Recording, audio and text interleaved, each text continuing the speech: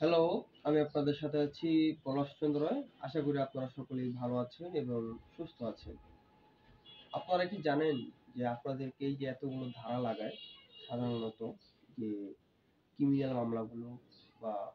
ফৌজদারি মামলাগুলোর মধ্যে যে আপনাকে ধারাগুলো লাগানো হয় অথবা যেটাকে আমরা সেকশন বলি যে সেকশন 32 বা সেকশন 38 বা 378 বা ধরেন 405 ইত্যাদি যেই সেকশনগুলো আপনাকে লাগানো হয় বা আপনাকে দেওয়া হয় একটি মামলায়, সেই সকল সেকশনগুলো আসলে কোথা থেকে আসে বা সাধারণত যে ফৌজদারি মামলাগুলো রয়েছে সেই সকল মামলাগুলো কোন আইনের হিসেবে আপনাকে অপরাধে দণ্ডিত করা হয় অর্থাৎ আপনাকে সাজা দেওয়া হয়, সেই সাজাগুলো কিভাবে আছে বা কোথায় আছে বা আপনি যে অপরাধটি করেছেন সেই অপরাধের ধারাটি সেটি কোথায় আছে, আজকে কথা বলবো এই বিষয়টি নিয়ে। আপনাদের সকলকে বলবো যে আমাদের বাংলাদেশে একটি আইন রয়েছে দ্য পেনাল কোড 1860, এটাকে বাংলায় বলা হয় দণ্ডবিধি 1860। এই আইনে মূলত আমরা যে সকল ধরনের বা বাংলাদেশে প্রচলিত যে সকল ধরনের অপরাধ রয়েছে সেই সকল ধরনের অপরাধের সংজ্ঞা এবং সেই সকল অপরাধের যে পরিমাণ শাস্তি হবে বা কি সাজা হবে বা তাকে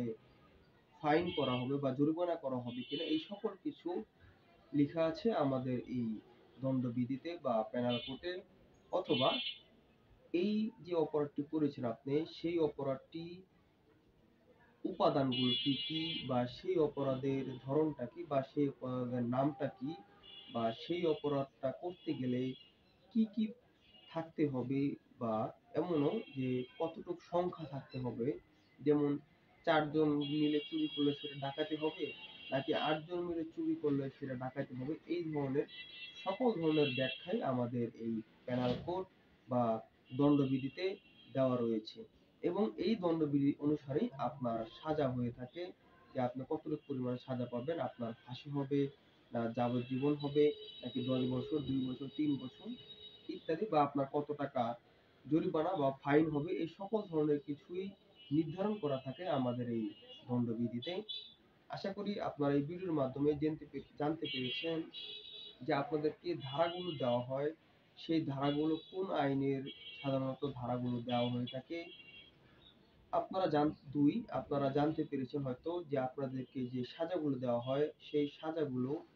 কোন আইনের মাধ্যমে দেওয়া হয়ে থাকে। আপনি জানতে পেরেছেন হয়তো যে কত টাকা জরিমানা বা কেন জরিমানা,